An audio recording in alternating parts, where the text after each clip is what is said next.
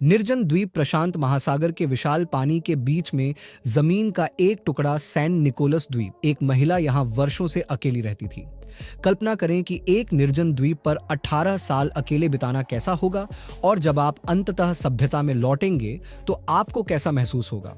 18 साल जहां कोई लोग नहीं है, कोई मदद नहीं, बस प्रकृति के साथ एक मूक लड़ाई। लेकिन वह कैसे जीवित रही, उसने क्या खाया, उसने कैसे स्वीकार किया, और इस लंबे अकेलेपन का उसके मानस पर क्या प्रभाव पड़ा। जुआना मारिया, यह कहानी केवल अकेले जीवित रहने की कहानी नहीं है, यह मानव स्वभाव के अदम्य दृढ़ संकल्प और धैर्य का एक वास्तविक उदाहरण है। उनका जीवन हमें सिखाता है कि लोग विपरीत परिस्थितियों में भी कैसे जीवित रह सकते हैं। और इस कहानी से प्रेरित होकर एक प्रसिद्ध पुस्तक भी लिखी गई है, island of the blue dolphin. लेकिन वास्तविक कहानी इस पुस्तक की तुलना में अधिक रोमांचक और कठिन है। इसलिए आज के वीडियो में हम जानेंगे कि द्वीप के रहस्य और सभ्यता में लौटने के बाद उनके जीवन में क्या हुआ। इससे पहले कि आप पुआना मारिया की अविश्वसनीय जीवित रहने की कहानी को समझ सकें, आपको उस इतिहास को जानना होगा जो उसे इस स्थिति तक ले गया। पुआना मारिया एक छोटी मूल अमेरिकी जनजाति की सदस्य थी, जिन्हें निकेनो या निकोलेनो के नाम से जाना जाता था। वे प्रशांत महासागर में तट से लगभग 61 मील दूर स्थित सैन निकोलस द्वीप पर रहते थे। उनका वास्तविक नाम इतिहास में दर्ज नहीं किया गया है। क्षेत्र में रूसी जल ऊंट शिकारियों के आगमन के कारण निकोनो लोगों के साथ झड़पें हुई। इस हिंसा और यूरोपीय लोगों द्वारा लाई गई नई बीमारियों के कारण निकोनो आबादी में भारी गिरावट आई। माना जाता है कि कभी यह कई 100 लोग हुआ करते थे, जो घटकर केवल 200 से 300 रह गई हैं। 1835 में फ्रांसिस्कन मिशनरियों ने निकोनो लोगों को बचाने और उन्हें मुख्य भूमि कैलिफोर्निया में लाने का फैसला किया। एक मैक्सिकन स्कूनर को द्वीप के सभी जीवित बचे लोगों को लेने के लिए भेजा गया था, लेकिन जुआना मारिया जहाज पर चढ़ने में असमर्थ थी। कुछ सूत्रों का कहना है कि वह अपने लापता परिवार के सदस्यों की तलाश कर रही थी, और दूसरों ने कहा कि वह अपने बेटे की तलाश के लिए खुद नीचे गई थी। हालांकि ये बाद के सिद्धांत अनिश्चित हैं, लेकिन यह निश्चित है कि जहाज के चालक दल ने तूफान आने से ठीक पहले जल्दी में द्वीप छोड़ दिया, जिससे जुआना बिल्कुल अकेली रह गई। इस निर्जन द्वीप पर कुछ लोगों का दावा है कि शुरुआत में उनके साथ उनका बेटा भी था, लेकिन एक नौका दुर्घटना में उसकी मृत्यु हो गई। आखिरकार द्वीप पर प्रकृति के खिलाफ एक महाकाव्य लड़ाई शुरू हुई।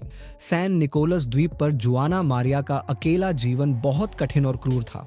उन्होंने एकत्रित सामग्री से झोपड़ी बनाई। झोपड़ी ने उन्हें प्राकृतिक आपदाओं से सुरक्षा प्रदान की। क्योंकि उनके पास पर्याप्त कपड़े नहीं थे, उन्होंने उन्हें सिलने के लिए पक्षियों के पंखों और सील की खाल का इस्तेमाल किया। उन्होंने सील के रेशों से धागा बनाकर द्वीप की जलवायु के अनुकूल कपड़े बनाए।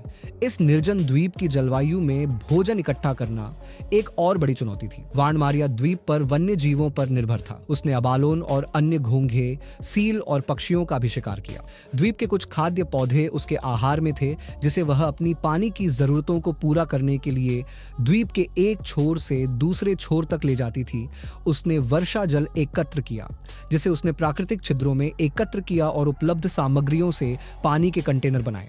वर्षों से जुआना मारिया ने विभिन्न उपकरण और तकनीकें विकसित की जो जीवित रहने के लिए आवश्यक थीं।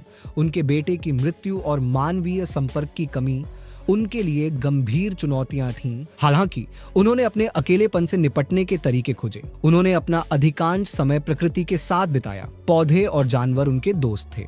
उन्होंने पारंपरिक गीत गाए, अपने अकेलेपन की सभी भावनाओं को लकड़ी पर उकेरा और आध्यात्मिक प्रथाओं को बनाए रखा, जिसके बिना कोई भी लगभग 2 दशकों तक अकेले जीवित नहीं रह सकता था। वाना मारिया की इन चरम स्थितियों को सहने की क्षमता मानवीय भावना की ताकत और जीने की इच्छा का एक बड़ा प्रमाण है। इस प्रकार उन्होंने लगभग 18 साल अकेलेपन के साथ गुजारे। वह और उसका समूह मानव निवास के संकेतों की तलाश करने लगे।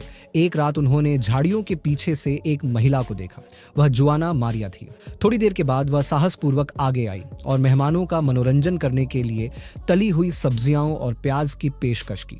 यह उसकी शांति और दोस्ती का संकेत था, क्योंकि कोई भी उसकी भाषा नहीं समझता था, लेकिन उसने अपनी भावनाओं को व्यक्त करने के लिए एक गाना गाया।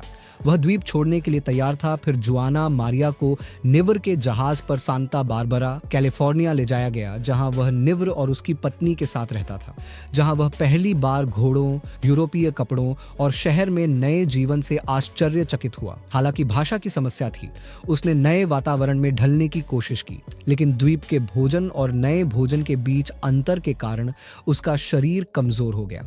वह संक्रमित हो गई और 7 सप्ताह बाद ही उसकी मृत्यु हो गई। हालांकि उनकी दुखद मृत्यु हो गई, लेकिन उनकी कहानी ने एक अमिट छाप छोड़ी। 1960 में लेखक स्कॉट ओडेल ने उनकी जीवन कहानी पर आधारित पुस्तक island of the blue dolphin लिखी, जो बहुत हिट हुई। इस पुस्तक ने इतिहासकारों को उनके जीवन पर और अधिक शोध करने के लिए प्रेरित किया। पनामारिया का जीवन हमें सिखाता है कि एक द्वीप पर 18 साल बिताने के बाद भी उन्होंने कभी हार नहीं मानी। इस संसार के जीवन में मनुष्य की इच्छा शक्ति और धैर्य से बढ़कर कुछ भी नहीं हो सकता है कि हम कितना कम त्याग करते हैं।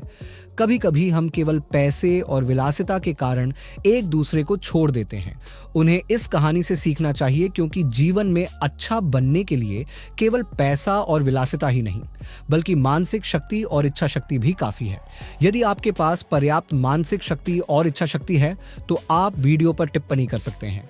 अगर आपको ये पसंद है तो इसे पसंद करें, फिर इसे अगला नया एपिसोड देखें। धन्यवाद।